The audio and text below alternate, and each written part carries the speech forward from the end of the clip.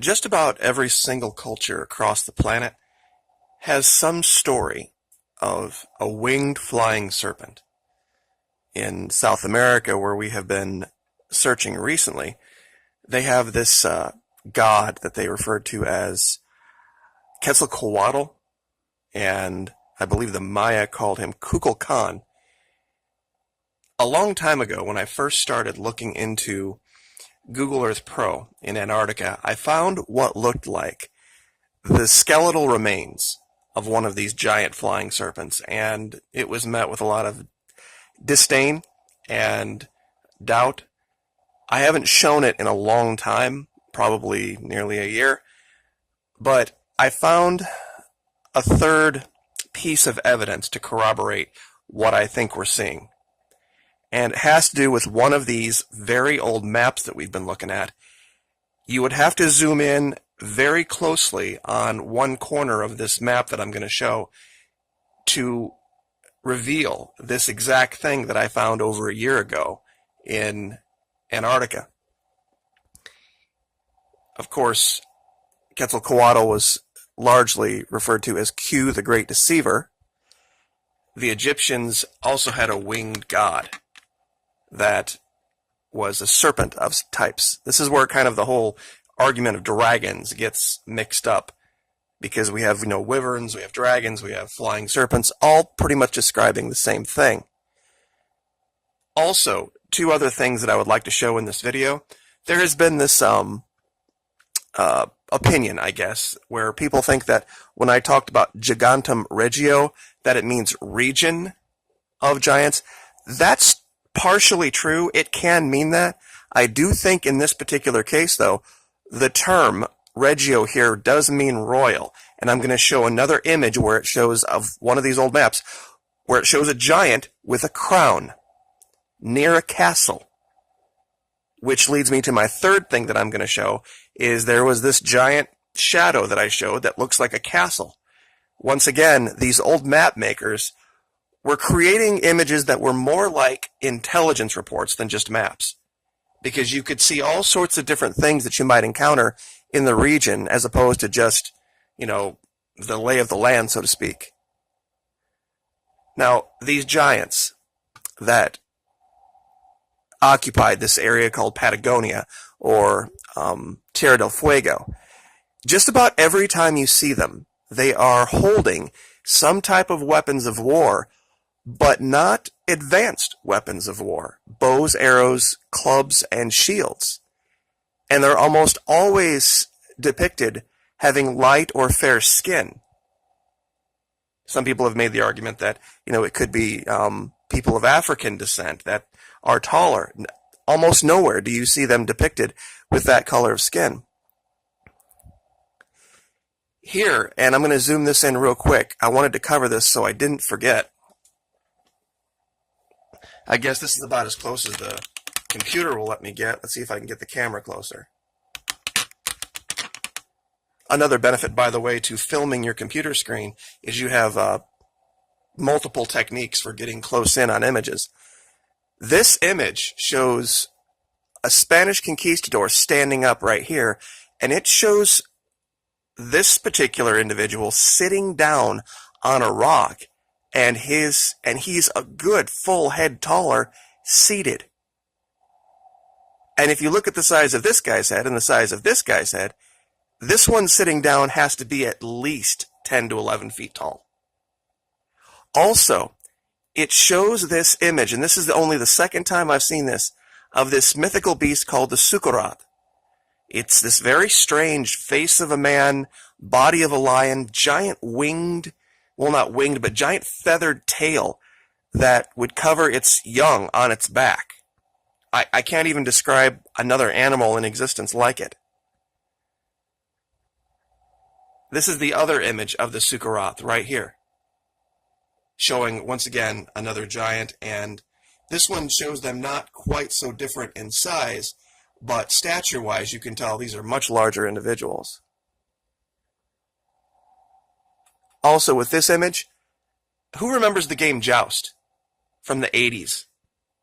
Sitting on the back of an ostrich, shooting a bow and arrow, or in that particular case, just holding a giant broadsword and jousting with it. Very, very strange. And if you look into the history of that game, one of the creators was a German that was even admitted he was using some historical data to create the game. Now, let me find the map of... We'll get to that in a minute. Okay, here's the map. I got to zoom back out real quick to show the whole map. Now, here's the image I was originally talking about with the winged flying serpent. Hold on.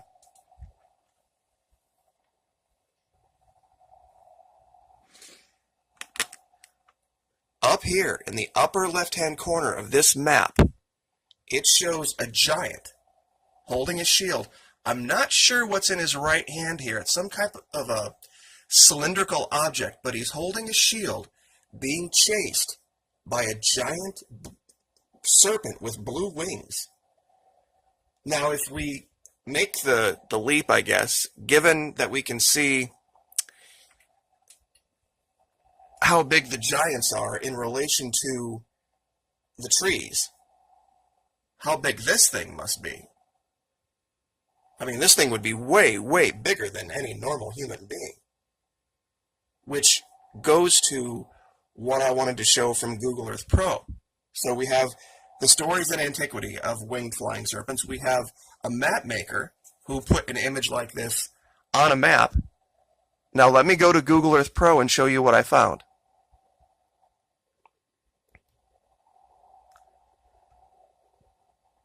Now I outlined this so that people can see what I'm talking about. It looks like a giant corpse. It really does. Some people said it was just the ridge of a mountain. If you go down here, you can see what looks like the skull of it. You got the two eye holes and the nose or the mouth here. It's partially buried in the snow, yes. Now you see a giant spine, and then you see this area of the snow that's disturbed. This might have been where the wings were. And then the spine continues. And then the tail curves off to, I guess, its right, left, however you want to look at it.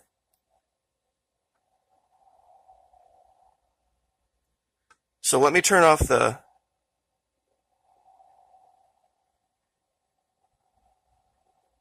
That's what I'm talking about. Now this thing is enormous. I'll measure this real quick for you guys. We'll do it in meters.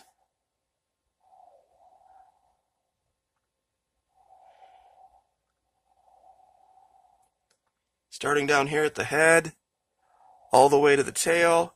It's 133 meters long. But another thing about this is that it's way up on the top of a mountain. And there were stories of these winged serpents dwelling on mountaintops. Now, something else I wanted to show, it was actually where we were when I came down here to Google Earth Pro. This is another very old find. And I still have yet to have anyone make any kind of a rational explanation for what could be creating this shadow other than some type of a castle. Now, this by itself is not evidence of anything. Any one find is not really evidence of anything. You need to corroborate. Well, let's go back to our old maps real quick. And let me zoom back out.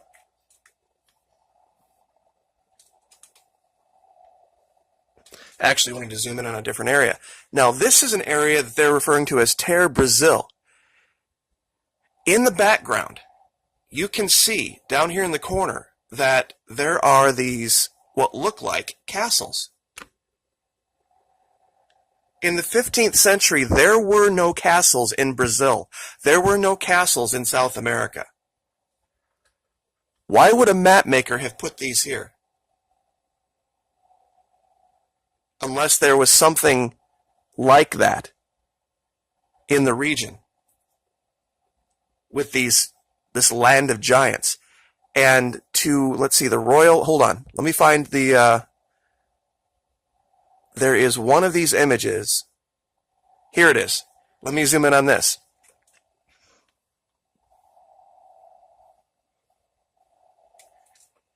See this guy here to the right? He's wearing a crown. And yes, there is some other imagery here that's more disturbing. I didn't really want to show it, but there we go.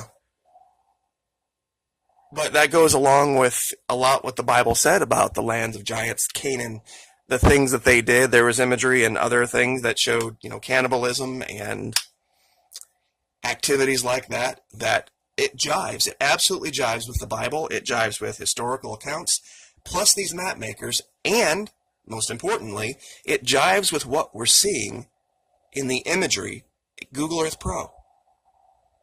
I really, and I've said it before, I'll say it again, I don't think Google even knew what they had or what they were revealing.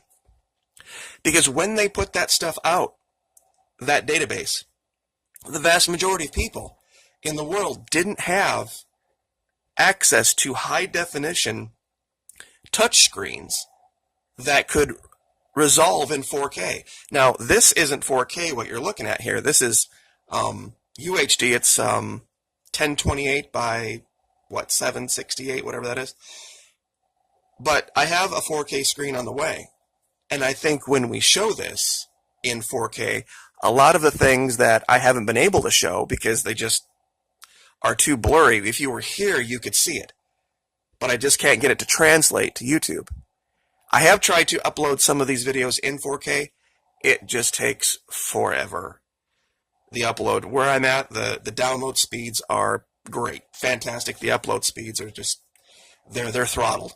And I have no way to change that. So anyway, but yeah, castles in the background, the Regio, the giant with a crown, meaning Regio, meaning royal, not region, and the flying serpent, and so many more things that are just way too disturbing to even talk about.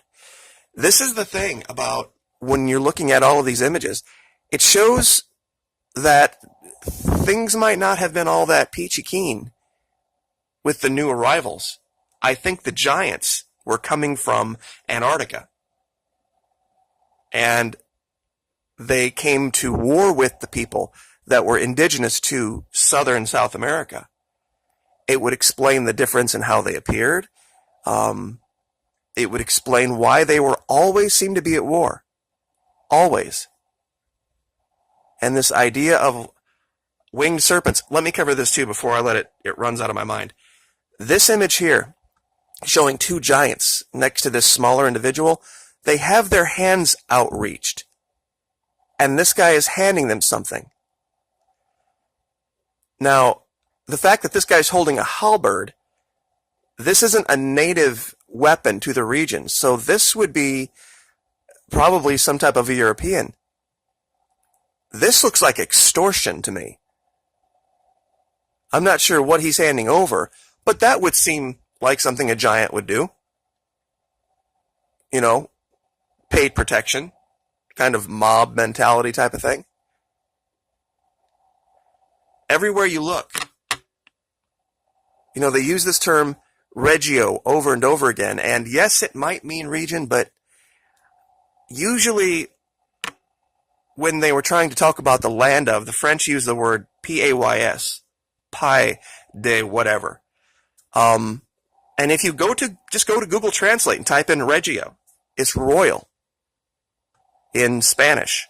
So, I'm 50-50 on it, but given that I can show that they've imaged some type of a giant wearing a crown, I think this is what we're looking at. These giants all have headdresses on. And look into Joust, too, by the way, the German that created that game.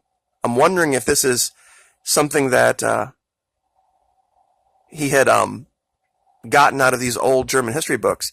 Also, in another video, I had shown this image of these people with their faces in the middle of their torsos and no heads. They were referred to as blemmies, Blemmies, something else to look up. What I know about it could fit in a thimble, but I'll do a video on it eventually.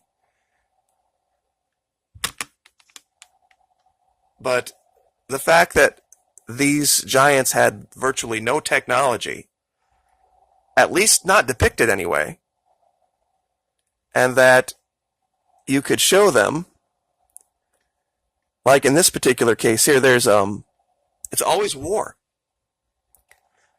Here it shows an image very, very strange. I wonder if I can get closer on this. Almost human-like, with the tail and reverse knees like hooves. I mean, I knew some of these guys probably had some imagination, but on a map, if the maps, they needed to be accurate. They needed to be the intelligence reports of their days. And I know I'm kind of rambling here, but there was just a lot I wanted to cover in this video, because there's a lot to see, to show. But anyway, I guess I will just leave it there. I think this is proof for that flying serpent and this castle. So, like, share, subscribe. We'll see you next time.